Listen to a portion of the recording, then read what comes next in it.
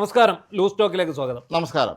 ഇന്ന് ഒരുപാട് വിഷയങ്ങളുണ്ട് നമുക്ക് ചർച്ച ചെയ്യാനായിട്ട്. ഇന്ന് ഒരുപാട് വിഷയങ്ങളുണ്ട് എന്നുള്ളത് മാത്രമല്ല, ഇന്നലത്തെ ഒരു വിഷയത്തിന്റെ തുടർചലനങ്ങൾ ഇന്നും ഉണ്ടായിക്കൊണ്ടിരിക്കുകയാണ്. അതെ, നമുക്ക് അതായത് ഇന്നലത്തെ ബജറ്റ്, സംസ്ഥാന ബജറ്റ് ഇന്നലെ ഞങ്ങൾ വിശദമായിട്ട് ചർച്ച ചെയ്തിരുന്നു. എങ്കിൽ പോലും ഇന്നിപ്പോൾ നമ്മുടെ ദിനപത്രങ്ങൾ ഇന്ന് ആ ബജറ്റ് കൈകാര്യം ചെയ്ത ഒരു രീതിയും ഒക്കെ വെച്ച് നോക്കുമ്പോൾ ആ ബജറ്റിനെ കുറിച്ച് രണ്ട് വാക്ക് പറയാതെ പോകാതിരിക്കാൻ സാധിക്കില്ല. കാരണം ഇത്രയും സമീപകാലത്ത് ഒരു സംസ്ഥാന ബജറ്റിനെ ഇത്രയും ഭംഗിയായി കവർ ചെയ്ത, വാർത്താമാധ്യമങ്ങൾ കവർ ചെയ്ത ഒരു കാലം ഈ അടുത്തെങ്ങും ഉണ്ടായില്ല, എൻ്റെ ഓർമ്മയിലില്ല.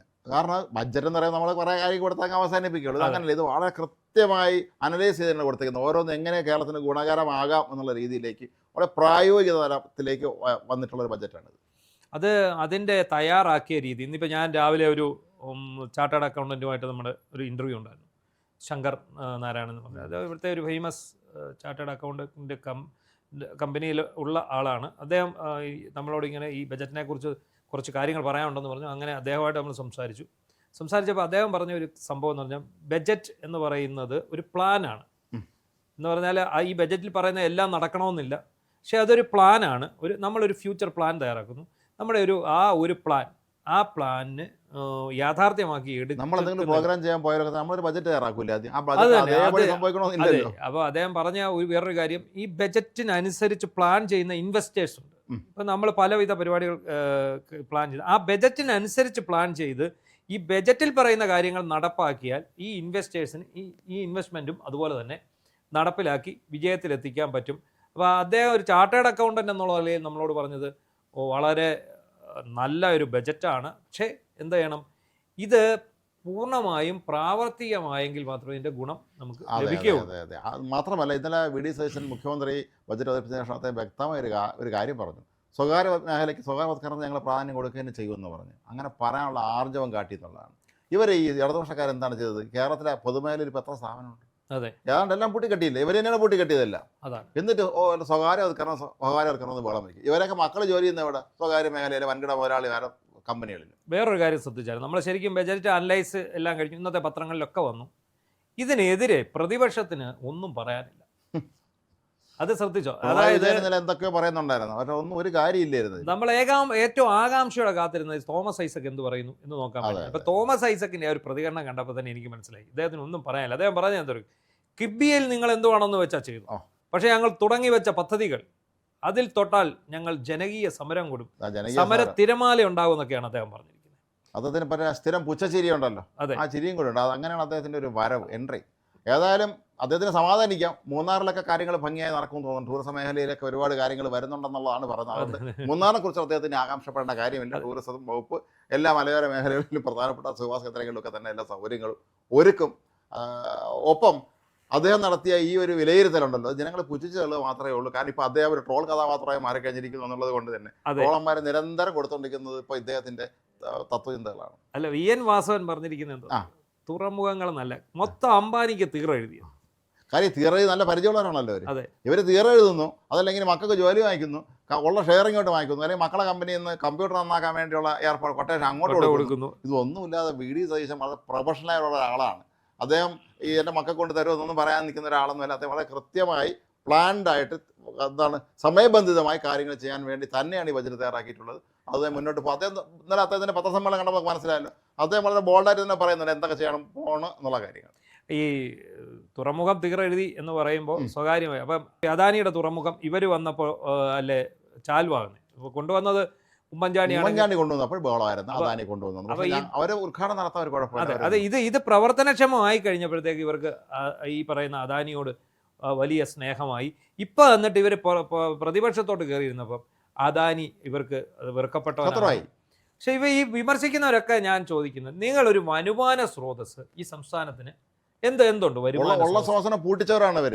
ഉള്ള ശ്വാസനം പൂട്ടിച്ചവരാണ്. നമ്മുടെ നാട്ടിൽ എല്ലാ വിഭവങ്ങളുള്ള നാട് തന്നെയാണ് നമ്മുടെ നാട്. അത് കൃത്യമായി അത് വികസിപ്പിച്ചെടുത്ത് മുന്നോട്ട് കൊണ്ടുപോകാൻ പറ്റിയ എല്ലാ സാഹചര്യങ്ങളും ഇവിടെ ഉണ്ട്. പക്ഷേ ഈ സമരം ചെയ്തും ഈ നാട്ടിൽ വ്യവസായം നടത്താൻ പറഞ്ഞാൽ കാലിൽ ഒടിച്ചു എല്ലാം അടിച്ചോടിക്കുകയും. കേരളം എന്ന് പറഞ്ഞാൽ മറ്റ് സംസ്ഥാനങ്ങളിലെല്ലാം തന്നെ അവിടെ സർക്കാരുകൾ വിദേശത്തു നിന്നും മറ്റ് സംസ്ഥാനങ്ങളിൽ നിന്നെല്ലാം തന്നെ വ്യവസായം കൊണ്ടുവരുമ്പോൾ ഇവിടെ സംഭവിക്കുന്നത് ഉള്ളത് പൂട്ടിക്കുക എന്നുള്ളത് അത്രേ ഉള്ളൂ. അപ്പോൾ ഇതിനകത്ത് ഈ വരുമാനം എന്താണ് ഒരു ബജറ്റിന്റെ കാതലായ മാർഗം? നമ്മളൊരു ബജറ്റ് തയ്യാറാക്കും. ഇപ്പോൾ കുടുംബ ബജറ്റ് ആണെങ്കിലും നമുക്ക് ഇത്ര രൂപ മാസം ശമ്പളം വരുന്നു അല്ലേ? അതെ.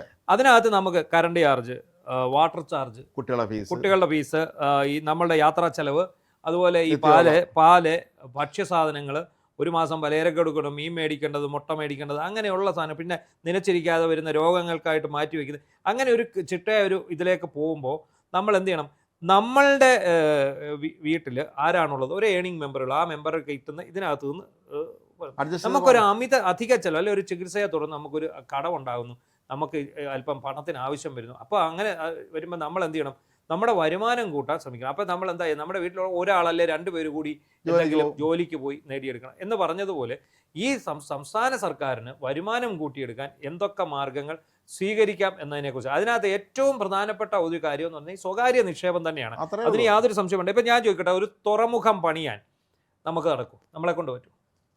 ഒരു ബോട്ട് യാർഡ് പണിയാനുള്ള പൈസ ഉണ്ടോ സംശയമാണ്. ഈ കാര്യം കഴിഞ്ഞ 10 വർഷം കൊണ്ട് എല്ലാം നിരപ്പാക്കിയിട്ടാണ് പോയത്. പണ്ടൊക്കെ ഈ ബിൽഡ് ഓപ്പറേറ്റ് ട്രാൻസ്ഫർ BOT എന്ന് പറഞ്ഞൊരു പരിപാടിയുണ്ട്. ആ പരിപാടി എല്ലാം പൊളിഞ്ഞു പോയി. നമ്മുടെ KSRTCയുടെ കുറെ ബിൽഡിങ്ങുണ്ട്, അറിയാമോ? അറിയാം. ഒരൊറ്റ ഒരെണ്ണം തമ്പാനൂര്, തിരുവല്ലയില്, കോഴിക്കോട് എല്ലാം. കോഴിക്കോട് ഇരിക്കുന്ന ബിൽഡിംഗ് ചരിയുകയാണ്. അതെ, തിരുവല്ലയിൽ ഒരു ബിൽഡിംഗ് ഉണ്ട്, ഇന്ന് വരെ ഫയർ NOC കിട്ടിയിട്ടില്ല. തിരുവനന്തപുരത്തെ ബിൽഡിംഗ്, തമ്പാനൂർ തലസ്ഥാനത്തെ ബസ് സ്റ്റാൻഡിലെ സിംഹഭാവം ഇപ്പോഴും വെറുതെ കിടക്കണം. ഈ പത്തനംതിട്ടയിൽ പണിതിട്ടുണ്ട്, അത് അത്ര വലിയ ബിൽഡിംഗ് അല്ല. പത്തനാപുരത്ത് പണിതിട്ടുണ്ട്. ഇതിനകത്തെല്ലാം മൾട്ടിപ്ലക്സ് സഹിതമുണ്ട്. തിരുവല്ലയിൽ 7 നില കെട്ടിടമാണ്, മൾട്ടിപ്ലക്സ് സഹിതമുണ്ട്. എന്താണ് പ്രശ്നം അറിയോ? ഇതിനകത്ത് വണ്ടി പാർക്ക് ചെയ്യാൻ ഭയങ്കര ബുദ്ധിമുട്ടാണ്. കാരണം പണ്ടത്തെ ചേരൻ ചെങ്കുട്ടുവിൻ്റെ, കൃഷ്ണദേവരായരെയൊക്കെ കാലത്ത് ഈ സദസ്സിനകത്ത് ഉള്ള തൂണ് കണ്ടിട്ടുണ്ട്. നമ്മൾ തിരുമല നായിക്കന്റെ കൊട്ടാരമുണ്ട്, മധുര പോയിട്ടുണ്ടോ? ആ കൊട്ടാരത്തിൽ ഒരു തൂണ് നമ്മൾ 2 പേരും കൂടെ ഒന്ന് വട്ടം ചുറ്റി പിടിക്കണമെങ്കിൽ ഒരു 4 പേര് വട്ടത്തിൽ നിന്ന് പിടിച്ചു. ഏതാണ്ട് അത്രയുണ്ടോ തിരുവല്ലയിലെ KSRTC ബസ് സ്റ്റാൻഡ്. എന്നിട്ട് ഈ മിക്ക വണ്ടിയും പകുതി തൂണാലിരിക്കുക. ഇത് കൊണ്ട് കയറ്റിയിട്ട് തിരിച്ചിറക്കാൻ പറ്റില്ല. അതുപോലെ ഇടുങ്ങിയ തൂണുകളാണ് ഈ തൂണുകൾ. പിന്നെ ഇതിന്റെ യാർഡുകളിൽ മുഴുവൻ വെള്ളക്കെട്ടാണ്. ഇതെല്ലാം എന്താ സംഭവിച്ചൊന്നും ചെയ്യാതെ ഇതിന്റെ പണി പോലും പൂർത്തിയാക്കാൻ ഉദ്ഘാടനം നടത്തിയിട്ടുള്ളതെല്ലാം തന്നെ അതാണ്. അപ്പൊ ഇതിനകത്ത് വലിയ വലിയ സംഭവങ്ങളുണ്ട്. മാളിനുള്ള സ്ഥലം വരെ ഇതിനകത്തുണ്ട്. പക്ഷെ എന്ത് പറ്റിയെന്നറിയോ? ഇതിന് ഫയർ NOC ഇല്ല. കാരണം ഫയർ NOC ഇല്ലാതാണ് ഈ കെട്ടിടം പണിതിരിക്കുന്നത്. ഇനി ഇത് ഒപ്പിക്കാനും പറ്റത്തില്ല. ഇപ്പൊ എത്ര കോടി അവിടെ വെറുതെ കിടക്കും. കോഴിക്കോട് ബസ് സ്റ്റാൻഡിന്റെ കാര്യം തന്നെ നമുക്കറിയാലോ, എത്ര തവണ അത് ഒഴിപ്പിച്ചിരിക്കുക. ഇപ്പൊ കോഴിക്കോട് അത് വലിയ അപകടാവസ്ഥയിലായിട്ട് വലിയ വിഷയമായിട്ട് മാറിയിരിക്കുക. അപ്പൊ ഈ രീതിയിലുള്ള പരിപാടിയാണ് ഇവിടെ നടന്നുകൊണ്ടിരുന്നത്. ബിൽഡ് ഓപ്പറേറ്റ് ട്രാൻസ്ഫർ, BOT എന്ന് പറഞ്ഞ്. ഈ BOT ഒക്കെ പോളീസായെന്ന് മാത്രമല്ല കാലഹരണപ്പെട്ട പരിപാടിയാണ്. അവിടെയാണ് ഈ പറയുന്ന അദാനിയെ പോലുള്ള ആൾക്കാർ തിരുവനന്തപുരം വിമാനത്താവളം ഏൽപ്പിച്ചപ്പോൾ അവിടുത്തെ പ്രശ്നം എന്താ? പാർക്കിങ് വലിയ തുക ഈടാക്കുന്നു. എടാ, നമ്മൾ എല്ലാ ദിവസവും അവിടെ വണ്ടി പാർക്ക് ചെയ്യാൻ പോകുന്നില്ലല്ലോ. നമ്മൾ ആണ്ടിനോ സംക്രാന്തിക്കോ ഒരാളെയും കൊണ്ടല്ലേ അവിടെ പോകുന്നുള്ളൂ. അതിന് അത് അദാനി കൊണ്ടുപോകണം. അപ്പൊ ഈ അദാനി കൊണ്ടുപോകുമ്പോൾ അയാൾ ലക്ഷം കോടികൾ കൊണ്ടുപോകുമ്പോൾ അയാൾ ഈ രാജ്യത്തിന്റെ പുനർനിർമ്മാണത്തിൽ പങ്കാളിയാകുന്ന ആളാണ്. അല്ല, അത് പണ്ട് മുതലേ ഇവരൊരു സങ്കല്പമാണ്, ബൂർഷാണെന്നുള്ളതാണ്. അപ്പം പക്ഷെ അവർ ഭരിക്കുമ്പോൾ ബൂർഷയല്ല. അല്ല, ഇത് ഇവരുടെ ഓരോ പരിപാടിക്ക് അദാനിയുടെ നാം മേടിച്ചോണ്ടിരുന്നത്, സ്പോൺസർഷിപ്പ് മേടിച്ചോണ്ടിരുന്നത്. ഇവരിവിടെ നടത്തിക്കൂട്ടി, സർക്കാർ നടത്തിക്കൂട്ടിയ മിക്ക പരിപാടിയുടെ മെയിൻ സ്പോൺസർ അദാനി. ഞങ്ങളൊരിക്കൽ ഈ അദാനിയുടെ ഇത് കാണാൻ പോയിരുന്നു, ഈ പോർട്ട് കാണാൻ പറ്റും. അവിടെ ചെന്ന് കണ്ട് മനസ്സിലാക്കിയപ്പോഴാണ് എനിക്ക് ഇതിനകത്ത് ഒരു അഭിമാനവും ഒരു മതിപ്പും ഒക്കെ അവരെ കുറിച്ച് തോന്നി. കാരണം പറഞ്ഞ സമയത്തിന് മുമ്പ് അവർ തീർത്തു എന്ന് മാത്രമല്ല, എന്ത് മനോഹരമായിട്ടാണ് വിമാനത്താവളം. അത് തന്നെയാണ്. അപ്പൊ അന്ന് ഈ അദാനിയിലെ ജീവനക്കാർ നമ്മളോട് പറഞ്ഞ സംസ്ഥാന സർക്കാരിന് പടി കൊടുത്ത് മുടിയായി. എന്താ എന്ത് പരിപാടി വന്നാലും ഉടനെ അദാനിയോട് പറഞ്ഞിരിക്കുക, പൈസ. അവര് ഈ പറയുന്ന പൈസ കൊടുക്കുക എന്ന് പറഞ്ഞു കഴിഞ്ഞാൽ അവർക്കിപ്പോ വലിയ കോടീശ്വരന്മാരാണ്. കടൽ പോലെ പൈസ ഉണ്ടെന്ന് പറഞ്ഞാലും വാരിക്കോരി കൊടുക്കുന്നതിന് ഒരു പരിധിയില്ലേ. അപ്പൊ അതാണ്, അങ്ങനത്തെ ആശാന്മാരാണ് ഇപ്പൊ ഇവിടെ കിടന്ന് ഈ അദാനിക്കെതിരെ. പിന്നെ അദാനി പോലൊരു കമ്പനി ഇല്ലാതെ ഒരു പോർട്ട് പണിയാൻ ആരെ കൊണ്ട് പറ്റും? ഇവരാണ് സർക്കാർ ഗോളിയർ റയൻസ് നിർമ്മിക്കാൻ വേണ്ടി ബിർളയെ കൊണ്ടുവന്നത്. ഇതേ ആള് തന്നെയാണ് അവരാണ് പൂട്ടിച്ചത്. അതെ, അതാണ്. അങ്ങനത്തെ മിടുക്കന്മാരായിട്ടുള്ള ആൾക്കാരാണ് നമ്മുടെ ആശാന്മാർ. അതിനിടയ്ക്കാണ് പൂക്കി സതീശൻ അവതരിപ്പിച്ച ബജറ്റ്. ഈ ബജറ്റിനെതിരെ ഒന്നും പറയാനില്ലാത്ത ഒരവസ്ഥയായി പോയിരിക്കുകയാണ് സാമ്പത്തിക ശാസ്ത്രജ്ഞ അടക്കം. ഈ സാമ്പത്തിക ശാസ്ത്രജ്ഞ സത്യത്തിൽ സതീശനാണെന്ന് ഇന്നലെയാണ് നമുക്ക് മനസ്സിലാവുന്നത്. മറ്റേ ശാസ്ത്രജ്ഞ, അതായത് ഒരു രാജ്യം വളരെയാണ് ഡിജിറ്റൽ പേയ്മെന്റ് പ്രോത്സാഹിപ്പിക്കണമെന്ന് പറഞ്ഞപ്പോൾ ഇയാൾ ചോദിച്ച ചോദ്യങ്ങളെല്ലാം ഓർമ്മയില്ല. നോട്ട് നിരോധന സമയത്ത് ഇവിടെ തട്ടുകടയില്ല, നമ്മൾ റോഡ് സൈഡിൽ ഇപ്പോൾ മത്സ്യം വിൽക്കാൻ ഇരിക്കുന്നവരെ പോലും സാധനം ഇരിപ്പുണ്ട്. എന്തിനാ ഒരു നേരത്തേക്ക് വീട്ടിൽ ഇരിക്കുന്ന മാങ്ങ പറിച്ച് വീടിന് വെളി വെച്ച് വിൽക്കുന്നവൻ വരെ അവിടെ QR കോഡ് കൊണ്ടുവന്നു. കാരണം വേറെ ആരുടെയും കയ്യിൽ ഈ സാധനമില്ല. അതാണ്. അങ്ങനെ എന്തായാലും എന്തൊക്കെ പറഞ്ഞാലും ശരി, നമ്മളോട് ആ ചാർട്ടേഡ് അക്കൗണ്ടന്റ് പറഞ്ഞ പോലെ ഈ സതീശൻ അവതരിപ്പിച്ച ബജറ്റ് വളരെ പ്രതീക്ഷ നൽകുന്നതാണ്. അതിനകത്തെ കാര്യങ്ങൾ കൂടി സമയബന്ധിതമായി നടപ്പിലായി കഴിഞ്ഞാൽ അത് കൃത്യമായിട്ട് ഓപ്പറേറ്റ് ചെയ്യപ്പെടും. നമ്മുടെ കേരളത്തിൻ്റെ ഒരു സാമൂഹിക അവസ്ഥ തന്നെ മാറുകയും. അവിടെയൊക്കെ സമരം ചെയ്ത് ഇതിനെയൊക്കെ സംരംഭങ്ങളെ പൊളിക്കാൻ വരുന്നവരുണ്ട്. അടിക്കാൻ വേണ്ടി പ്രത്യേകം പോലീസ് നല്ല ചെറുപ്പക്കാരുണ്ടല്ലോ പുതിയ റിക്രൂട്ട് ചെയ്യണം. എന്നിട്ട് മറ്റേ ആലപ്പുഴയിൽ പാവപ്പെട്ട എ ഡി തോമസിനെ അടിക്കാൻ കൊടുത്തോളൂ, നല്ല വടിയും കൊടുത്തങ്ങ് വിടണം, അടിച്ച് ഓടിക്കണം അവരെ. കാരണം ഇത് കേരളം, ഇവരൊക്കെ മക്കൾ വിദേശത്താണ് ജോലി ചെയ്യുന്നത്, അല്ലെങ്കിൽ കേരളത്തിന് പുറത്താണ് ബിസിനസ് നടത്തുന്നത്. അത് അവർക്കൊന്നും ചിന്തിക്കേണ്ടതില്ല. അപ്പോൾ നമുക്ക് ഇനിയും പറയാനുള്ളതും ഇത് തന്നെയാണ്. സതീശനെ കുറിച്ച് തന്നെയാണ്. അത് പ്രധാനപ്പെട്ട 2 വിഷയമാണ്. ഒന്ന്, വെള്ളാപ്പള്ളി നടേശനെതിരായിട്ടുള്ള മൈക്രോ ഫിനാൻസ് കേസിൽ ഒരു കുറ്റപത്രമായിരിക്കുന്നു. അതുപോലെ തന്നെ 500 കോടിയുടെ തോട്ടണ്ടി ഇടപാടിൽ INTUC നേതാവ് R ചന്ദ്രശേഖരൻ അടക്കമുള്ളവരെ പ്രോസിക്യൂട്ട് ചെയ്യാൻ സർക്കാർ അനുമതി കൊടുക്കാൻ തീരുമാനിച്ചിരിക്കുന്നു. പിണറായി വിജയൻ സംരക്ഷിച്ചു കൊണ്ടുപോകുന്ന 2 സിംഹങ്ങളെ പിടിച്ച് കൂട്ടിലടയ്ക്കാൻ തീരുമാനിച്ചു. കാരണം ഇത് ജനഹിതമാണ്, ജനങ്ങളാണ്. ഈ ജനങ്ങൾ ഇതൊക്കെ ആഗ്രഹിച്ചാണ് വി ഡി സതീശനെ സംഘത്തിന് ഇവിടെ അധികാരത്തിലേറ്റത്. അതുകൊണ്ട് തന്നെ അത് അവരുടെ ബാധ്യതയാണ്, അവർ ചെയ്യുന്നുണ്ടെന്നുള്ളതാണ് ഏറ്റവും പ്രധാനപ്പെട്ട കാര്യം. അത് നമ്മൾ അതിലേക്ക് പോകുന്നതിന് മുമ്പ് ഇന്നലത്തെ ഒരു റെയ്ഡ് ഉണ്ടായിരുന്നു. റെയ്ഡല്ല, ലോക്കർ തുറന്ന് ഈ ലോക്കർ തുറന്ന് പരിശോധിച്ച് നമ്മുടെ തൈക്കണ്ടി വീണ എന്ന് പറയുമ്പോൾ വീണയെ പിണറായിയുടെ മകൾ വീണ എന്ന് പറയുന്നതിന് എതിരെ കഴിഞ്ഞ ദിവസം ഏതോ സഖാവ് ഫേസ്ബുക്കിൽ നിങ്ങൾ എല്ലായിടത്തും മനോരമക്കാർ വേണ്ടിടത്തും വേണ്ടാത്തടത്തും എല്ലാം വീണ പിണറായി വിജയന്റെ മകൾ എന്ന് പറയുമ്പോൾ നിങ്ങൾക്ക് എന്തോ ഗൂഢലക്ഷ്യം ഇല്ലേ എന്നാണ് ചോദിക്കുന്നത്. പിണറായി വിജയന്റെ മകളെ പിന്നെ നമ്മൾ വേറെ എന്താ പറയുന്നത്? അതല്ലാതെ വേറെ എന്തെങ്കിലും പറയാൻ ഒന്നും പറയാനില്ലാത്തതുകൊണ്ട് രാവിലെ എണീറ്റ് ഓരോ ചിന്തിക്കുക. അല്ല, ഇന്നത്തെ ഏറ്റവും വലിയ ആഘോഷം എന്താണെന്നറിയോ? അവരുടെ ലോക്കർ തുറന്നിട്ട് ഒന്നും കിട്ടിയില്ല. അത് ഇവിടെ ഏറ്റവും രസം എന്താണ്? ഇവിടുത്തെ മാധ്യമ പ്രവർത്തനം എന്തുമാത്രം അധപ്പതിച്ചു എന്നുള്ളതിന് ഏറ്റവും വലിയ തെളിവാണ്. ഇന്നത്തെ ചാനലുകളുടെ എല്ലാം ഒരു ഹെഡ്ലൈനാണ് ഷോക്കർ ശൂന്യം. ഒരു മാധ്യമപ്രവർത്തനം അലറി വിളിച്ചോണ്ട് ഓടുന്നുണ്ട് സ്ക്രീനിൽ, ടെലിവിഷൻ ചാനലിൽ. ഒന്നും കിട്ടിയില്ല എന്ന് പറഞ്ഞു. ഇത് നിങ്ങൾക്ക് അടിസ്ഥാന വിദ്യാഭ്യാസമെങ്കിലും ഉണ്ടോ? അത് പത്രം ലോകപരിചയം ഉണ്ടോ? നമ്മൾ ആദ്യം സംശയിക്കുകയാണ്. ഈ ലോക്കർ തുറന്ന് പരിശോധിക്കുക എന്നുള്ളത് അന്വേഷണത്തിന്റെ പ്രൊസീജിയർ മാത്രമാണ്. അത് ചെയ്തേ പറ്റൂ. അല്ലെ കോടതി ചെല്ലുമ്പോൾ കോടതി ചോദിക്കും നിങ്ങൾ ലോക്കർ തുറന്ന് രേഖ മുഴുവൻ കൊണ്ട് അതിനകത്ത് ഒളിച്ചു വെച്ചേക്കും, ഒളിപ്പിച്ചാണ് വെച്ചേക്കുന്നത്. പിന്നെ അത് അവിടെ കൊണ്ടുവെക്കാൻ തക്ക മണ്ടനല്ല പിണറായി വിജയനും മോളും. നല്ല ബിസിനസ്. അതെ. അപ്പൊ എന്താണ് ചെയ്യുന്നത്? അതൊരു പ്രൊസീജിയർ മാത്രമാണ്, അന്വേഷണത്തിന്റെ പ്രൊസീജിയറാണ്. ആ പ്രൊസീജിയറിന്റെ ഭാഗമായിട്ട് ED ഉദ്യോഗസ്ഥർ അത് മാത്രമല്ല എത്ര തവണ തുറന്ന് പരിശോധിച്ചു എന്നുള്ള കാര്യമൊക്കെ മനസ്സിലാക്കാൻ വീണുകളെ കൊണ്ട് നിർത്തിയാലേ ശരിയാവുള്ളൂ. ബാങ്കിലെ രേഖകൾ പരിശോധിക്കണം. അതിന്റെ പുറകെ മാത്രമല്ല ഇതിന്റെ ഡിജിറ്റൽ തെളിവുകളാണ് അവർ നോക്കിയിരിക്കുന്നത്. ഒന്ന് ക്യാമറ, മറ്റൊന്ന് അവിടെ ഏതൊക്കെ തവണ ഇവർ വന്ന് തുറന്നു, ഏതൊക്കെ സാഹചര്യത്തിലാണ്. EDയുടെ നോട്ടീസ് വരുന്നതിന് മുമ്പ് തുറന്നിട്ടുണ്ടോ, SFIയുടെ നോട്ടീസ് വരുന്നതിന് തുറന്നിട്ടുണ്ടോ, അതുപോലെ തന്നെ ആദായ നികുതി ഇന്ററിം സെറ്റിൽമെന്റ് ബോർഡ് അതിന്റെ വിധി വരുന്ന ആ സമയം നോക്കി തുറന്നിട്ടുണ്ട്. ഇതൊക്കെ പരിശോധിക്കാനാണ് അവിടെ കൊണ്ട്. പിണറായി വിജയൻ ഇന്നലെ പറഞ്ഞ പോലെ അതിനകത്ത് വിസ്മയമൊന്നുമില്ല. അദ്ദേഹം നിങ്ങൾ അതിനകത്ത് വിസ്മയം എല്ലാം എടുത്തോ പറഞ്ഞെങ്കിൽ നമുക്ക് എല്ലാവർക്കും അറിയാം, സാമാന്യ ബുദ്ധികൾ എല്ലാവർക്കും അറിയാം. അതിനകത്ത് വിസ്മയമൊന്നുമില്ല. പക്ഷെ അതിനകത്ത് വിസ്മയമില്ല, പക്ഷേ അതിലേക്ക് നയിക്കുന്ന വഴികളിൽ വിസ്മയം ഡിജിറ്റലിൽ കിടപ്പുണ്ട്. അത് അവർ കണ്ടെടുത്തോളും. അതുകൊണ്ട് പ്രിയപ്പെട്ട അന്തം കമ്മി സഖാക്കളോടൊക്കെ നമുക്ക് പറയാനുള്ളത്, പിന്നെ ഇവിടുത്തെ മാധ്യമപ്രവർത്തകരോട്, ഇത് തുറന്നിട്ട് അതിനകത്തൊന്നും കിട്ടിയില്ല എന്നും പറഞ്ഞ് നിലവിളിച്ചിട്ട് ഒരു കാര്യവുമില്ല. കാരണം അതിനകത്തൊന്നും കാണത്തില്ല. അത് ആദ്യം മനസ്സിലാക്കുക. ഇത് നമ്മുടെ ബ്രേക്കിംഗ് ന്യൂസ് അടിക്കുന്ന ഇന്നത്തെ കാലത്തെ മാധ്യമപ്രവർത്തകരോട് മാത്രമാണ് പറയാനുള്ളത്. ഇത് നിങ്ങൾ സ്വയം അപഹാസ്യരാകരുത് എന്ന് മാത്രമാണ് നമുക്ക് പറയാനുള്ളത്. അപ്പോൾ നമുക്ക് വെള്ളാപ്പള്ളിയിലേക്ക്. വെള്ളാപ്പള്ളിയുടെ കേസിൽ ഈ അദ്ദേഹത്തിന്റെ മൈക്രോ ഫിനാൻസ് കേസിൽ ആദ്യ കേസിന്റെ കുറ്റപത്രം റെഡിയായിരിക്കുകയാണ്. ഡയറക്ടർ അനുമതി നൽകിയിരിക്കുന്നു. ഇനി അതിനൊരു കാര്യമുള്ളത്, അഴിമതി നിരോധന നിയമത്തിന്റെ പരിധിയിൽ വരുന്നതായതുകൊണ്ട് സർക്കാർ അതിന്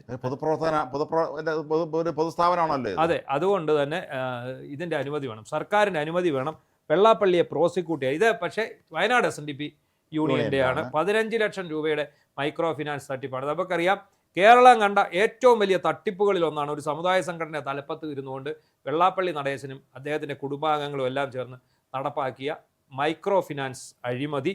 ഇതിൽ ആദ്യത്തെ കുറ്റപത്രം വരുമ്പോൾ അതിൻ്റെ നമ്മൾ കൈയടിക്കേണ്ട ഒരാളുണ്ട്, നമ്മുടെ അഡ്വക്കേറ്റ് ചന്ദ്രസേൻ. അദ്ദേഹം രണ്ടും കൽപ്പിച്ചു. സത്യം പറഞ്ഞാൽ സ്വന്തം ജീവൻ പണയപ്പെടുത്തിയാണ് അദ്ദേഹം ചെയ്തത്. അദ്ദേഹം പണ്ട് വെള്ളാപ്പള്ളി നടേശനൊപ്പം നടന്നിരുന്ന ഒരാളാണ്. ഈ ചന്ദ്രസേനൻ വക്കീലിന് വെള്ളാപ്പള്ളി നടേശനെ കളഞ്ഞിട്ട് അവിടെ SNDP യോഗത്തിൻ്റെ ജനറൽ സെക്രട്ടറി ആയിട്ട് ഇരിക്കണം എന്നൊരാഗ്രഹമുണ്ട്. അതുകൊണ്ടാണ് അദ്ദേഹം ഇതിന് പുറകെ നടക്കുന്നത് എന്നൊക്കെയാണ് ഇവർ പറയുന്നത്. അതല്ല, ഈ വെള്ളാപ്പള്ളിയുടെ രീതി അറിയാലോ. അയാൾ വന്ന കാലം മുതൽ തന്നെ ആരെങ്കിലും കൂടെ വിശ്വസനായിട്ട് കൊണ്ട് നടക്കും, പെട്ടെന്ന് അവൻ ശത്രുവാകും. കാരണം ഈ ദേവേന്ദ്രനെ ഭൂമിയിൽ ആരെങ്കിലും മറ്റേ യാഗം നടത്താൻ തുടങ്ങിയ സംശയമാണ് ഇവ എൻ്റെ കസേര അട്ടെടുക്കാൻ വരുന്നവനാണ്. വരുന്നവനാണ്. അതുപോലത്തെ ആറ്റിട്ടാണ് ഇയാൾക്കുള്ളത്. ഈ കൂടെ നടക്കുന്നവനെല്ലാം നാളെ ഇവ എൻ്റെ കസേര അട്ടെടുക്കുമ്പോൾ സംശയമുണ്ട്. പിന്നെ അവനെ ഇല്ലാതാക്കുക, അവനെ അപമാനിച്ച് അവനെ ഓടിച്ചു വിടുക എന്നുള്ളതാണ് പുള്ളി സ്ഥിരം ചതിക്കാത്ത ചന്തു എന്ന് പറയുന്ന സിനിമ സലീം കുമാർ വന്ന് ജയസൂര്യയോട് ചോദിക്കുന്നുണ്ട്, നീ എന്റെ നീ എന്റെ അവസരം തട്ടിയെടുക്കാൻ വന്നവനല്ലടാ എന്ന് ചോദിക്കുന്നുണ്ട്. എന്ന് പറഞ്ഞ പോലെ ഇതിനകത്ത് ഇപ്പൊ കുഴപ്പമുള്ളത് എന്താണെന്ന് ചോദിച്ചാൽ, ഈ വെള്ളാപ്പള്ളി നടേശനെതിരെ ആദ്യത്തെ ഒരു കുരുക്കാണ്.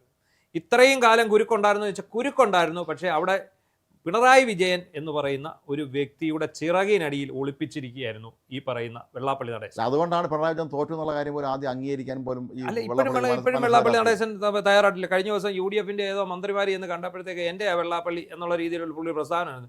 എൻ്റെ വെള്ളാപ്പള്ളി നിങ്ങൾ കൊണ്ടുപോകരുത് എന്നുള്ള രീതിയിൽ ഒരു പ്രസ്താവന വന്നായിരുന്നു. നിങ്ങൾക്ക് ഇപ്പോൾ എന്തിനാ വെള്ളാപ്പള്ളിയെ എന്നൊക്കെ ചോദിക്കുന്നു. അതെ, നിങ്ങൾ പണ്ട് വിമർശിച്ച ആളല്ലേ വെള്ളാപ്പള്ളി, കാലുവിടാൻ പോണ ഇവന്മാർക്ക് എന്ത് കാര്യം എന്നുള്ളതാണ് അദ്ദേഹം ചോദിക്കുന്നത്. ഈ മൈക്രോ ഫിനാൻസ് എന്ന് പറഞ്ഞാൽ ഈ മറ്റേ വായ്പ പിന്നോക്ക വിഭാഗ വികസന കോർപ്പറേഷനിലെ വായ്പയാണ്. ഈ വായ്പ കുറഞ്ഞ പലിശയ്ക്ക്, അതായത് 2% പലിശയ്ക്ക് എടുത്തിട്ട് 14% വരെ പലിശയ്ക്ക് ഈ യൂണിയൻ അംഗങ്ങൾക്ക് അല്ലെ സമുദായ അംഗങ്ങൾക്ക് കൊടുത്ത് അവരെ കൊള്ളയടിക്കുന്ന പരിപാടിയാണ് വെള്ളാപ്പള്ളി. മാത്രമല്ല ഈ ലോൺ എടുത്തിട്ടില്ലാത്ത ആളുടെ വീട്ടിൽ അവസാനം ജപ്തി ഓർഡർ വന്നപ്പോൾ അറിയുന്നത് ഈ പൈസ അടിച്ചു. അതായത് ഇവർ സ്വയം സഹായ സംഘ ഗ്രൂപ്പുകളാക്കി രൂപീകരിച്ചിട്ട് ആ ഗ്രൂപ്പുകൾക്ക് ഒരു വായ്പ അനുവദിക്കും.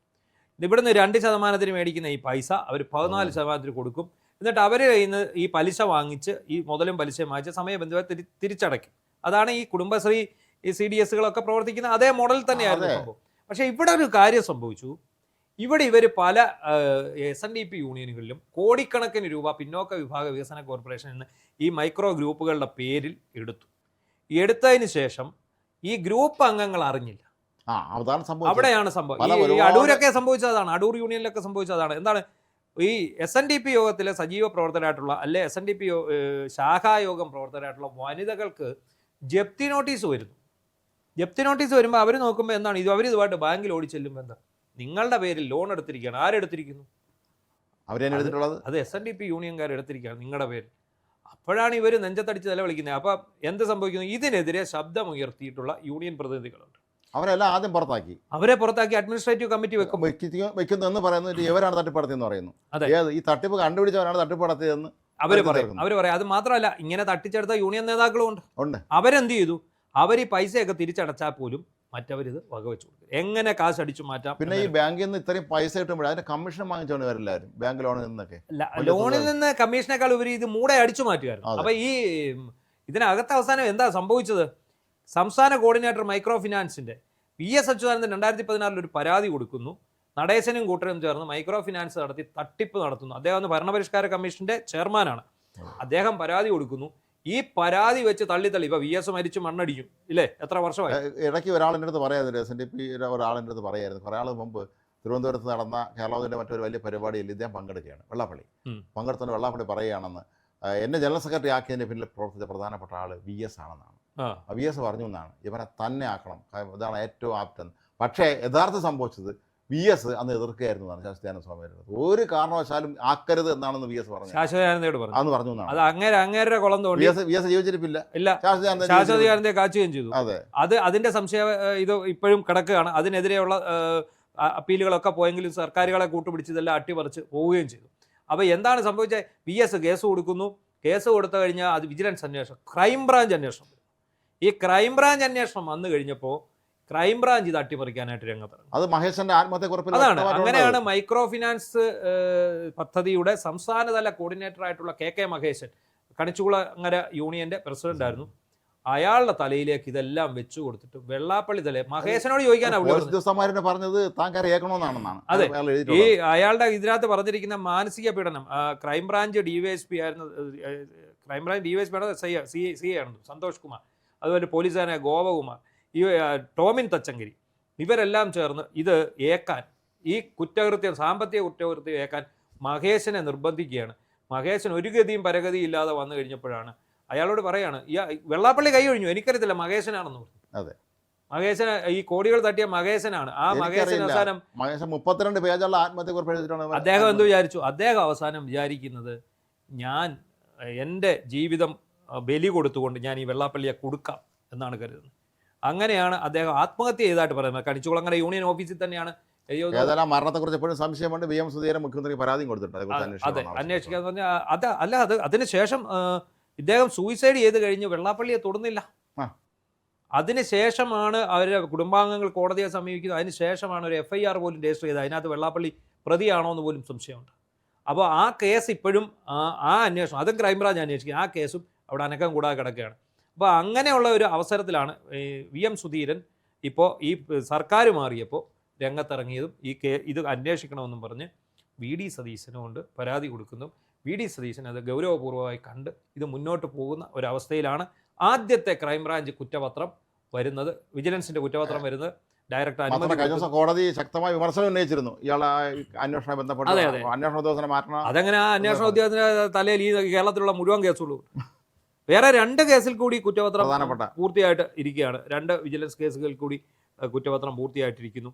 അപ്പം അത് കൂടാതെ 70 കേസ് വേറെയുണ്ട്. പിന്നെ വിവിധ യൂണിയനുകളിലുണ്ട്. ഈ മിക്കവാറും യൂണിയനുകൾ ഇയാൾ പിരിച്ചുവിട്ടു. അടൂർ യൂണിയൻ പിരിച്ചുവിട്ടു, ചെങ്ങന്നൂർ യൂണിയൻ, റാന്നി പിരിച്ചുവിട്ടു, എരുമേലി പിരിച്ചുവിട്ടു. അങ്ങനെ പിരിച്ചുവിടാത്ത യൂണിയനുകളൊന്നുമില്ല കേരളത്തിലില്ല. ഇയാൾക്കൊപ്പം നടന്നിരുന്ന ഇയാൾക്ക് അനഭിമതരായ ആൾക്കാരെല്ലാം ഇവർ കായികമായിട്ട് കൈകാര്യം ചെയ്യിച്ചു പല സ്ഥലത്തും. അതാണ് പലരും ഭയക്കുന്നത് കാര്യങ്ങൾ പുറത്തു പറയാൻ. അപ്പൊ ഏതായാലും SNDP കാര്യം അവിടെ നിൽക്കട്ടെ. ഇനി അടുത്തത് NSSലേക്കാണ്. അതെ, SNDP ആകുമ്പോൾ NSS ബാലൻസിംഗിൽ പോകണം. അല്ല, രണ്ടിന്റെ ഒരേ സ്വഭാവമാണ്. രണ്ടുപേരും സ്വേച്ഛാധിപതികളാണ്. അപ്പൊ എന്നിട്ട് അയാൾ പറയുന്നത് എന്താണ്? ജനാധിപത്യമുള്ള സംഘടനയാണ് NSS. ഇന്ന് ഗണേഷ് കുമാറിനെ ഡയറക്ടർ ബോർഡിൽ നിന്ന് എടുത്ത് ദൂരക്കണം. അതെ, മുൻ മന്ത്രി KB ഗണേഷ് കുമാർ ഇപ്പോൾ NSSന്റെ ഡയറക്ടർ ബോർഡിൽ ഇല്ല. അതിന് അദ്ദേഹം പറഞ്ഞ കാര്യം, ഇയാൾക്ക് പരാതി ഉണ്ടെങ്കിൽ താൻ പോയി കേസ് കൊടുക്കാനാണ് പറഞ്ഞത്. താൻ പോയി കേസ് കൊടുക്കുക. അപ്പോൾ വേറൊരു കാര്യമുണ്ട്. ഗണേഷ് ഇപ്പോൾ ആലോചിക്കുന്നുണ്ട്. ഗണേഷിന്റെ അപ്പം പറഞ്ഞായിരുന്നു മരിക്കുന്നതിന് മുമ്പ്, എൻ്റെ മരണം വരെ നീ അദ്ദേഹത്തിന്റെ കൂടെ നിന്നോളണം. സുകുമാരൻ നായർ, നീ ഒരിക്കലും അദ്ദേഹത്തെ ഉപേക്ഷിച്ച് പോകരുത്. അദ്ദേഹത്തിന് താങ്ങും തണലുമായി നിൽക്കണം. അങ്ങനെ താങ്ങും തണലുമായി നിൽക്കാൻ പോയി ഗണേഷ് കുമാറിനെ അയാൾ കാല് വളക്കി താങ്ങി. ഇപ്പൊ അതാ വെളിയിൽ പോയി തണലും ഒന്നും ഇല്ലാത്തടത്ത് പോയി വീണ് കിടക്കുകയാണ്. രൂക്ഷമായ ഭാഷയിലാണ്. ഭയങ്കര വിമർശനം. ജനറൽ സെക്രട്ടറിയോട് കളിക്കാൻ വന്നാൽ വെറുതെ അതെ, കളി ഞാൻ പഠിപ്പിക്കും. അതായത് ജനറൽ സെക്രട്ടറി ആരാണെന്നാണ് നിങ്ങളുടെ വിചാരം? അത് NSSനെ വിമർശിക്കാറായ, NSSനെ എന്ന് പറഞ്ഞാൽ ഈ ജനറൽ സെക്രട്ടറിയെ വിമർശിക്കാറായ ഒറ്റ വിഷയമുള്ളൂ, തനിക്ക് മീതെ ഒരാളും വളരാൻ. അത് ഈ സമുദായക്കാരും രാഷ്ട്രീയക്കാർക്കെല്ലാം ഉള്ള പ്രശ്നമാണത്. പഴയ തലമുറ നേരെ തിരിച്ചായിരുന്നു. അവരെല്ലാവരും കൊണ്ടുവന്ന് പ്രോത്സാഹിപ്പിക്കും. അത് പെരുന്തച്ചൻ കോംപ്ലക്സ് എന്നൊക്കെ വേണമെങ്കിൽ പറയുന്ന പോലെ ഒരു കാര്യമാണ്. ഇദ്ദേഹത്തിന് മോൾ ആരും വളരാൻ പാടില്ല. ഇപ്പം ഏറ്റവും പ്രധാനപ്പെട്ട കാര്യം എന്താണെന്ന് ചോദിച്ചാൽ, ഈ ഗണേഷ് കുമാറിനെയും വേറെ വേലയും കൂലിയൊന്നും ഇല്ലാതിരിക്കുകയാണ്. അതാണ് ഗണേഷ് കുമാർ നേരിടുന്ന ഒരു പ്രതിസന്ധി. ഗണേഷ് കുമാർ ഈ മന്ത്രിയായിരിക്കുന്ന സമയത്ത് പോലും പാർട്ടി വളർത്താവുന്നതും ചെയ്തിട്ടില്ല. 6 വർഷമുള്ള സമയത്ത് പാർട്ടിക്ക് ശക്തിയൊക്കെ ഉണ്ടായിരുന്നു. നമ്മൾ പറയാൻ പാർട്ടിയില്ല. ഗണേഷ് കുമാർ മാത്രം. അതിന് കുറച്ച് ചില അനുചരന്മാർ നിൽക്കുന്നു എന്നുള്ളതല്ലാതെ കിങ്കരന്മാർ ഒരു കാര്യമില്ല. അപ്പൊ അതുകൊണ്ട് ഗണേഷ് കുമാർ സംബന്ധിച്ചിടത്തോളം ഇത് വലിയൊരു പ്രതിസന്ധി കാലഘട്ടത്തിൽ. അദ്ദേഹത്തിന് MLA സ്ഥാനമില്ല, മന്ത്രി സ്ഥാനമില്ല. ഇനി ആകെയുള്ള ഒരു സ്ഥാനം NSS ഡയറക്ടർ. സിനിമയിലും ഇപ്പൊ വലിയ അവസരമില്ല. സിനിമയിലും അവസരം കുറവാണ്. അപ്പൊ ആദ്യമായിട്ട് ഇദ്ദേഹം ചിന്തിക്കുന്നത്, ഈ സുകുമാരൻ നായർ ചിന്തിക്കുന്നത്, യവനെങ്ങാണോ ഇനിയും കയറി ഈ കസേരയ്ക്ക് പിടിക്കുമോ. മാത്രമല്ല പിതാവ് ആഗ്രഹിച്ചിരുന്ന ഒരു സ്ഥാനമാണ്. 6 വർഷമുള്ള NSS ജനറൽ സെക്രട്ടറി അദ്ദേഹം ആഗ്രഹിച്ചിരുന്നതാണ്. തലയെടുപ്പുള്ള കൊട്ടാരക്കാരൻ തീർച്ചയായും അദ്ദേഹം സർവ്വതാ യോഗ്യനാണ്. R ബാലകൃഷ്ണപിള്ള അദ്ദേഹം തീർച്ചയായും NSS ജനറൽ സെക്രട്ടറി എല്ലാ യോഗ്യത ഉണ്ടായിരുന്ന ആളാണ്. അദ്ദേഹം നമ്മൾ പലപ്പോഴും പറയാറുണ്ട്, അദ്ദേഹം കേരള കോൺഗ്രസിലല്ല, കോൺഗ്രസ് തന്നെ ആയിരുന്നു അദ്ദേഹം കേരളത്തിന്റെ മുഖ്യമന്ത്രി വരാൻ സാധ്യത ഒരാളായിരുന്നു അദ്ദേഹം. അപ്പൊ അങ്ങനെയുള്ള ഇദ്ദേഹം പൊങ്ങി വരാതിരിക്കാൻ വേണ്ടി ഇതിനു മുമ്പ് കലഞ്ഞൂർ മധു, നമ്മുടെ KN ബാലഗോപാലിന്റെ സഹോദരൻ, മന്ത്രിയുടെ ചേട്ടൻ, പ്രമുഖ കോൺട്രാക്ടർ, ബാങ്കിന്റെ ചെയർമാനെ കാണുന്നുണ്ട്. ഇപ്പൊ അതെ, അദ്ദേഹം ധനലക്ഷ്മി ബാങ്കിന്റെ ചെയർമാൻ ആയപ്പോഴാണ് ഇയാൾക്ക് പണി കിട്ടിയത്. സുകുമാരൻ നായർക്ക് പണി കിട്ടി. ഈ കലഞ്ഞൂർ മധു തനിക്ക് മുകളിൽ പൊങ്ങിപ്പോകുമെന്ന് കരുതി അദ്ദേഹത്തെ വെട്ടി. അടൂർ യൂണിയന്റെ ചെയർമാനൊക്കെ ആയിരുന്നു, പ്രസിഡന്റ് ആയിരുന്നു അദ്ദേഹം NSSന്റെ. അതുപോലെ ആറന്മുള വാസ്തുവിദ്യാ ഗുരുകുലത്തിന്റെ ചെയർമാനായിരുന്ന PN സുരേഷ്, പഴയ കൽപ്പിത സർവകലാശാലയുടെ PN സുരേഷിനെ വെട്ടി ദൂരെ കളഞ്ഞ എന്തിനാന്ന് ചോദിച്ചാൽ ഒരു പടം വന്നതിന്റെ പുറത്താണ്. അതായത് ശശി തരൂര് ഇവിടെ ചെന്നപ്പോൾ അതിൻ്റെ മുന്നിൽ ഇദ്ദേഹം നിൽക്കുന്ന ഒരു പടം പത്രങ്ങളിൽ വന്നു. ഏതാ ഈ PN സുരേഷ് ശശി തരൂരിനെ ആനയിച്ചുകൊണ്ട് വരുന്ന ഒരു പടം പത്രത്തിൽ വന്നു. അതിൻ്റെ പിറ്റേന്ന് ശശി ഇയാളെ എടുത്ത് പുറത്താക്കി, PN സുരേഷിനെ. അത് ഈ പറഞ്ഞ പോലെ തന്നെയാണ് പറഞ്ഞത്. ഈ NSS ജനറൽ സെക്രട്ടറി ഊശിയാക്കാൻ ശ്രമിക്കരുത്, ജഗതി പറഞ്ഞ ഊശിയാക്കാൻ ശ്രമിക്കരുത് എന്ന് പറഞ്ഞാണ് പോയത്. ഇപ്പോൾ ഈ ഡയറക്ടർ ബോർഡ് അംഗ സ്ഥാനത്തു നിന്ന് ഗണേശനെ മാറ്റിയത് കൂടാതെ പത്തനാപുരം യൂണിയനിൽ നിന്ന് മാറ്റിയായിരുന്നല്ലോ. പത്തനാപുരം യൂണിയൻ പ്രസിഡന്റ് ആയിരുന്നല്ലോ 6 വർഷം, അദ്ദേഹത്തിന്റെ മരണം വരെയും പത്തനാപുരം യൂണിയൻ പ്രസിഡന്റ് ആയിരുന്നു കേട്ടോ. അങ്ങനെ മാറ്റിയോണ്ട് ഗണേശനുണ്ടായ നഷ്ടം NSSന്റെ വോട്ടുകളൊന്നും അദ്ദേഹത്തിന് കിട്ടിയില്ല. ഇത്തവണത്തെ തെരഞ്ഞെടുപ്പിന് അദ്ദേഹത്തിന് വലിയ തിരിച്ചടി ഉണ്ടായതിന്റെ പ്രധാനപ്പെട്ട കാരണങ്ങളിലൊന്നും NSSുമായി ഉണ്ടായ പ്രശ്നം തന്നെയാണ്. അവിടെ പത്തനാപുരത്തുള്ള മറ്റേ പത്മ കഫേ അതിന്റെ നിർമ്മാണവുമായി ബന്ധപ്പെട്ട് ഉയർന്ന അഴിമതി ആരോപണങ്ങളും പ്രശ്നങ്ങളുമൊക്കെ അവിടെ വലിയ പ്രശ്നങ്ങളായി. അവിടുത്തെ NSS ഭാരവാഹികളുമായി ഗണേഷ് കുമാർ പ്രശ്നത്തിലായിരുന്നു. യൂണിയൻ പിരിച്ചുവിട്ടു തോന്നുന്നു സുകുമാരൻ നായർ. എന്തായാലും സുകുമാരൻ നായർ സതീശനെതിരെ ഭയങ്കര ആരോപണം ഉന്നയിച്ചു, വിമർശനം. ഇന്ന് പൊതുവേദിയിലാണ് അതെ, ഇന്ന് അവര് ഡയറക്ടർ ബോർഡ് മീറ്റിംഗ് ആയിരുന്നല്ലോ. ആ മീറ്റിംഗ് വെച്ച് ഇന്ന് അദ്ദേഹത്തെ വീണ്ടും തെരഞ്ഞെടുത്തു. NSS ഡയറക്ടർ ബോർഡ് യോഗം തെരഞ്ഞെടുത്തു ഇദ്ദേഹത്തെ വീണ്ടും ജനറൽ സെക്രട്ടറി ആയിട്ട് തെരഞ്ഞെടുത്തു. ജനറൽ സെക്രട്ടറി എന്നല്ല, പുള്ളി അത് സെക്രട്ടറി ജനറൽ എന്നങ്ങാണ്ട ഇപ്പൊ പുതിയ പേര്. അങ്ങനെയൊക്കെ ഇടയ്ക്ക് അങ്ങോട്ട് തിരുത്തിയതായിട്ട് ഞാൻ കേട്ടു. അപ്പൊ എന്തായാലും പുള്ളി സതീശനെ കാണാൻ സമയം ചോദിച്ചിട്ട് കൊടുത്തില്ല. അഹങ്കാരം പാടില്ല ഏതാണ്ടൊക്കെ പുള്ളിയെ പറഞ്ഞിട്ടുണ്ട്. രണ്ടുപേരും കാണാൻ ആഗ്രഹിച്ചു, നടന്നില്ല. കാലം നീട്ടിയിരിക്കുന്നു, അങ്ങോട്ട് ചെന്നില്ല. ഇദ്ദേഹം കാലം നീട്ടിയിരുന്നു, പക്ഷെ സതീശൻ ചെന്നില്ല. എന്നാ പിന്നെ സതീശനെ പോയി കാണാൻ സമയം ചോദിച്ചു, കൊടുത്തില്ല. അതുമില്ല. ഇക്കാരണങ്ങൾ കൊണ്ടൊക്കെയാണ് ഈ VD സതീശൻ ജനഹൃദയത്തിൽ ചേക്കേറുന്നതിന് യാതൊരു സംശയവും. കാരണം ഈ രണ്ടുപേരുടെ സമുദായത്തിൽപ്പെട്ട ആളുകൾ സതീശന്റെ നിരത്തി ഓട്ടി അതാണ് പോയി കണ്ടില്ലെങ്കിൽ. ഈ നമ്മുടെ നാട്ടിലെ രാഷ്ട്രീയ നേതാക്കന്മാർക്ക് പലർക്കൊണ്ടൊരു തെറ്റിദ്ധാരണ, ഈ സമുദായ നേതാക്കന്മാർ പറയുന്നിടത്താണ് ഈ സമുദായത്തിൽ അംഗങ്ങൾ മുഴുവൻ അനുസരിച്ച് പോകുന്നത്. അത് നടപ്പുള്ള കേസല്ല. മറ്റു പല സമുദായങ്ങളിലും നടക്കുമായിരിക്കും, ഈ 2 സമുദായങ്ങളിലും നടക്കും. ഈ അങ്കക്കലി കൊണ്ട് നിൽക്കുകയാണ് സുകുമാരൻ നായർ. രാവിലെ കാല് മടക്കി ഗണേഷ് കുമാറിനെ തൊഴിച്ച് പുറത്ത് കളഞ്ഞു. ഉച്ച കഴിഞ്ഞപ്പോഴത്തേക്ക് അദ്ദേഹം സതീശന് നേരെ അങ്കക്കലി കൊണ്ടുപോയിക്കുക. സതീശന് പുല്ലും വരാനില്ല, ഇയാൾക്ക് എന്തെങ്കിലും സംഭവിക്കാം. അപ്പൊ അതുപോലെ തന്നെ ഇപ്പൊ ഈ പറഞ്ഞ പോലെ തന്നെ പിണറായിയുടെ ഭക്ത വത്സലന്മാരിൽ ഒരാളായിട്ടുള്ള മറ്റൊരാൾക്ക് കൂടി കിട്ടിയ തട്ടുകേട് അതുകൂടെ പറഞ്ഞ് നമുക്ക് ഇന്നത്തെ ലൂസ് ടോക്ക് അവസാനിപ്പിക്കാം. ആർ ചന്ദ്രശേഖരൻ INTUC സംസ്ഥാന പ്രസിഡന്റ്. INTUC സംസ്ഥാന പ്രസിഡന്റ് ആയിരുന്നു. പിണറായി വിജയന്റെ വത്സല ശിഷ്യൻ എന്ന് വേണമെങ്കിൽ പറയാം. കാരണം ആളാണ്, പാർട്ടി സെക്രട്ടറി ആയിരുന്നു. കാരണം എന്താണെന്ന് ചോദിച്ചാൽ ഈ CPMന്റെ പോളിറ്റ് ബ്യൂറോ അംഗമായിട്ടുള്ള പിണറായി വിജയന്റെ ഏറ്റവും വലിയ സുരക്ഷ അല്ലെ സംരക്ഷിത കരങ്ങൾ ചേർത്ത് വാരി പുണർന്നുകൊണ്ടിരിക്കുന്ന കോൺഗ്രസിന്റെ പരമോന്നതനായ ഒരു നേതാവിനെയാണെന്നുള്ളതാണ്. ഈ അന്തം കമ്മികൾ ഇതിനെയും ന്യായീകരിക്കും. ഇത് സംഭവം തോട്ടണ്ടി ഇറക്കുമതിയാണ്. അത് കുറച്ച് പഴയതാണ്. ഉമ്മൻചാണ്ടി സർക്കാരിന്റെ കാലത്ത് നടന്ന തോട്ടണ്ടി ഇറക്കുമതി 508 കോടിയോളം രൂപയുടെ അഴിമതിയാണ് നടന്നത്. അത് കേരള വിജിലൻസ് ആണ് ആദ്യം അന്വേഷിച്ച് കണ്ടെത്തിയത്. ആ വിജിലൻസ് ഉദ്യോഗസ്ഥൻ ജ്യോതികുമാർ എന്ന് പറയുന്ന വിജിലൻസിന്റെ CI ആയിരുന്നു. അദ്ദേഹം CI ആയിരിക്കും. പണിയെടുത്തത് ഉമ്മൻചാണ്ടി സർക്കാരല്ല, പിണറായി സർക്കാരാണ്. അതും കണ്ടെത്തി, അയാളെ KFCയിലെ അഴിമതിയും കണ്ടെത്തി. അതിന്റെ പേരിൽ അയാളെ കള്ളക്കേസിൽ കുടുക്കി ഇവർ സസ്പെൻഡ് ചെയ്തു. ഇപ്പോൾ സീനിയർ മോസ്റ്റ് DYSP ആണ് കേരള പോലീസിൽ. SP ആയിട്ട് പ്രൊമോഷൻ കിട്ടേണ്ട സമയം അതിക്രമിച്ചു. അദ്ദേഹത്തിന്റെ ബാച്ചിൽ അദ്ദേഹത്തിന്റെ മേളിലുള്ളവർക്കും താഴെയുള്ളവർക്കും ഒക്കെ കിട്ടി, അദ്ദേഹത്തിന് കിട്ടിയിട്ടില്ല. അദ്ദേഹത്തെ ഇവരിട്ട് തട്ടിക്കളിച്ചുകൊണ്ടിരിക്കുകയാണ്. പിണറായി വിജയന്റെ പ്രതികാരം പറഞ്ഞു വന്ന അതല്ല. ചന്ദ്രശേഖരനും അന്നത്തെ MD ഡോക്ടർ K രതീഷ് എന്ന് പറയുന്ന MDയും പിന്നെ ഒരു കരാറുകാരൻ, ഈ തോട്ടണ്ടി ഇറക്കുമതി കരാറെടുത്ത ഒരു കരാറുകാരൻ, അണ്ണന്മാരെല്ലാം കൂടി ഈ 508 കോടി രൂപയുടെ അഴിമതി കാണിച്ചത് വിജിലൻസ് അന്വേഷണത്തിൽ തെളിഞ്ഞു. വിജിലൻസിനെ നിർവീര്യമാക്കി. അത് കഴിഞ്ഞ് പരാതിക്കാരനായിട്ടുള്ള കടകംപള്ളി മനോജ് എന്ന് പറയുന്ന ആൾ കോൺഗ്രസിന്റെ DCC അംഗമായിരുന്നു. അദ്ദേഹത്തെ, അത് കൊല്ലത്ത്, അദ്ദേഹത്തെ ഈ നീതി ലഭിക്കാവുന്നപ്പോൾ അദ്ദേഹം നേരെ ഹൈക്കോടതിയെ സമീപിച്ചു. ഹൈക്കോടതി CBIയെ കൊണ്ട് അന്വേഷിപ്പിക്കുന്നു. CBI അന്വേഷിച്ച് കുറ്റപത്രം തയ്യാറാക്കി ഇവർ കുറ്റക്കാരാണെന്ന് കണ്ടെത്തി. ഇനി ഇവരെ പ്രോസിക്യൂട്ട് ചെയ്യണം. അഴിമതി നിരോധന നിയമം പൊതുപ്രവർത്തകർക്കിടയിലുള്ള ആ വകുപ്പുണ്ട്. അതുകൊണ്ട് സർക്കാരിന് അനുമതി വേണം. പിണറായി വിജയൻ ആണെങ്കിൽ അയാൾ അനുമതി കൊടുക്കത്തില്ല. അയാൾ അങ്ങനെ ഇയാളെ പ്രൊട്ടക്ട് ചെയ്തു. മന്ത്രിസഭയിലെ വ്യവസായ മന്ത്രി P രാജീവ് പോലും ഇത്തരക്കാർക്ക് കുടപിടിക്കുന്ന ആളാണ്. എങ്കിൽ പോലും P രാജീവ് പോലും അന്നത്തെ പ്രിൻസിപ്പൽ സെക്രട്ടറി വ്യവസായം മുഹമ്മദ് പറഞ്ഞു എന്നാണ് ഇത് അപകടമാണ്. നമ്മൾ മുഹമ്മദ് അനീഷും രാജീവ് ഒന്നിച്ച് മന്ത്രിസഭാ യോഗങ്ങളെ അറിയിച്ചത് കൂടാതെ ഇവർ രണ്ടുപേരും ഒന്നിച്ച് പിണറായി വിജയനെ കണ്ടു പറഞ്ഞാണ് ഇത് നമുക്ക് പുലിവാല് പിടിക്കും, ഇത് നമുക്ക് പ്രശ്നമാണ്, നമ്മളൊക്കെ ഇയാളെ സംരക്ഷിക്കേണ്ട കാര്യമില്ല. പക്ഷെ പിണറായിക്ക് അയാളെ സംരക്ഷിക്കേണ്ട കാര്യം അതിനൊക്കെ താല്പര്യങ്ങൾ വേറെ കാണാം. അത് ഈ പറഞ്ഞതുപോലെ എന്തോ എക്സാലോജിക്കായിരിക്കും. എനിക്ക് തോന്നുന്നു മാസം 8 ലക്ഷം രൂപയുള്ള AMC, അതായത് മാസ AMC നമ്മൾ ആദ്യമായിട്ട് കേൾക്കുക. AMC എന്ന് പറഞ്ഞാൽ ആനുവൽ മെയിൻ്റനൻസ് കോൺട്രാക്ട് ആണ്. അതാണ് കരിമണക്കർത്താടെ 8 ലക്ഷം രൂപ 2 വകുപ്പിൽ ഇട്ട് മേടിച്ചോണ്ടിരുന്നതാണ്. ഇത് MBA വിദ്യാർത്ഥികൾക്ക് പഠിക്കാൻ വേണ്ടിയുള്ള ചില പുതിയ സമ്പ്രദായങ്ങൾ അവർ കൊണ്ടുവരുന്നത്. കാരണം വിദ്യാഭ്യാസമാണല്ലോ കേരളത്തിന്റെ മുഖമുദ്ര. അതെ. അപ്പോൾ ഈ പറഞ്ഞതുപോലെ അത് പിണറായി വിജയൻ സമ്മതിക്കാവുന്ന കോടതി അലക്ഷ്യത്തിന് ഹൈക്കോടതി കേസെടുക്കുന്നു. മുഹമ്മദ് അനീഷിനോട് ഹാജരാകാൻ ഇലക്ഷന് മുമ്പേ ആവശ്യപ്പെട്ടതാണ്, നേരിട്ട് ഹാജരാകാൻ ആവശ്യപ്പെട്ടതാണ്. മെയ് 18 ഹാജരാകാൻ പറഞ്ഞിരുന്നതാണ്. അത് അന്ന് പോയില്ല. അതിനുശേഷം ഇന്നലെയായിരുന്നു പറഞ്ഞിരുന്നത്. ഇന്നലെ പിന്നെ ഇലക്ഷൻ്റെ ബജറ്റിന്റെ ബജറ്റിൻ്റെ തിരക്കിലായതുകൊണ്ട് അതിന് വരാൻ പറ്റിയില്ല എന്ന് പറഞ്ഞു. ഇതിനോടകം കെ ബിജു എന്ന് പറഞ്ഞ ആൾ ഇതിൻ്റെ പ്രിൻസിപ്പൽ സെക്രട്ടറി ആയിട്ട് വന്നു. ഇദ്ദേഹം മുഹമ്മദ് ഖനീസ് സ്ഥലം മാറി. അപ്പോൾ രണ്ടുപേരും കൂടെ ഹാജരാകാനാണ് ഇപ്പോൾ പറഞ്ഞിരിക്കുന്നത്. മാത്രമല്ല ഇന്നലെ ജസ്റ്റിസ് ബദറുദ്ദീൻ അദ്ദേഹം വളരെ കർശനമായ ഭാഷയിലാണ് പറഞ്ഞത്. അറസ്റ്റ് ചെയ്ത് കൊണ്ടുവരുന്നു പറഞ്ഞാൽ ഈ ആവശ്യമില്ലാതെ വാറണ്ട് പുറപ്പെടുവിക്കണോ, ഇന്നത്തേക്ക് ഞാൻ വിട്ടിരിക്കുന്നു. ഈ വൃത്തിയുടെ ഈ തട്ടിപ്പൊന്നും എൻ്റെ അടുത്ത് നടത്തണ്ടെന്ന് കോടതി പ്രത്യേകം പറഞ്ഞു. അത് തട്ടിപ്പാണെന്ന് എല്ലാവർക്കും അറിയാമല്ലോ. പക്ഷേ എല്ലാവരെയും ഞെട്ടിച്ചുകൊണ്ട് ഈ വിജിലൻസ് അന്വേഷണത്തിന് ഇതിൻ്റെ വിചാരണയ്ക്ക് CBI കോടതിയിലായിരിക്കും വിചാരണ നടക്കുക. ഈ വിചാരണയ്ക്ക് സംസ്ഥാന സർക്കാർ അനുമതി കൊടുത്തിരിക്കുകയാണ്. VD സതീശൻ ചെയ്തിരിക്കുന്നു. എന്തായാലും ഇദ്ദേഹം NTPC പ്രസിഡന്റ് സ്ഥാനത്ത് ഇരുന്നുകൊണ്ട് തന്നെ കോടതി കയറേണ്ടി വരുമെന്നാണ് തോന്നുന്നത്. അതായത് പിണറായി വിജയൻ സംരക്ഷിച്ച കോൺഗ്രസ്സുകാരനെ VD സതീശൻ താണ്ട പിടിച്ചു കൊടുത്തു.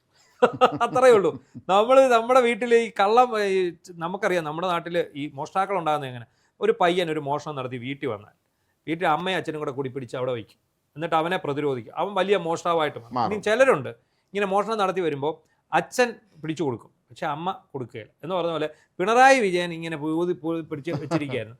പിണറായി വിജയൻ കൊടുക്കത്തില്ല. അപ്പോൾ എന്ത് ചെയ്യുന്നു? VD സതീശൻ പിടിച്ച് കൊടുത്തിരിക്കുന്നു. അതുകൊണ്ട് നമ്മൾ ചിന്തിക്കേണ്ട ഒരു കാര്യമുണ്ട്. ഇലക്ഷൻ കഴിഞ്ഞപ്പോൾ VD മുഖ്യമന്ത്രിയാകുമെന്നൊരു തോന്നലുണ്ടായോണ്ടായിരിക്കും ഇയാൾ VDയുടെ ആളായിട്ട് എല്ലായിടത്തും VD സതീശൻ പ്രത്യക്ഷപ്പെടുന്ന എല്ലാ സ്ഥലങ്ങളും ഇദ്ദേഹം ഒരു നേരിടുവരോടെ നിൽക്കുന്നത്. അല്ല, അങ്ങനെ കൂട്ടത്തിൽ എല്ലായിടത്തും നടക്കുകയാണ്. കൊല്ലത്തൊരു പരിപാടി വന്നാൽ അങ്ങനെ നടക്കുന്നു.